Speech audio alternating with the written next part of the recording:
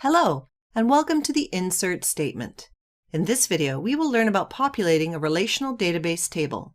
At the end of this video, you will be able to identify the syntax of the insert statement and explain two methods to add rows to a table.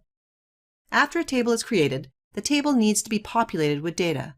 To insert data into a table, we use the insert statement. The insert statement is used to add new rows to a table. The insert statement is one of the data manipulation language statements. Data manipulation language statements, or DML statements, are used to read and modify data. Based on the author entity example, we created the table using the entity name, author, and the entity attributes as the columns of the table. Now we will add the data to the author table by adding rows to the table.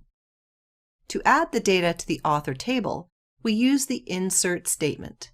The syntax of the insert statement looks like this: insert into table name, column name, values. In this statement, table name identifies the table. The column name list identifies each column in the table, and the values clause specifies the data values to be added to the columns in the table. To add a row with the data for Raoul Chong, we insert a row with an author underscore ID of A1, the last name as Chong, the first name as Raoul, the email as rfc@ibm.com, the city as Toronto, and the country as CA for Canada. The author table has 6 columns, so the insert statement lists the 6 column names, separated by commas, followed by a value for each of the columns, also separated by commas.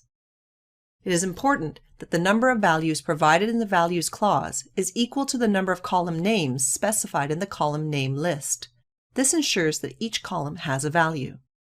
Tables do not need to be populated one row at a time. Multiple rows can be inserted by specifying each row in the values clause. In the values clause, each row is separated by a comma.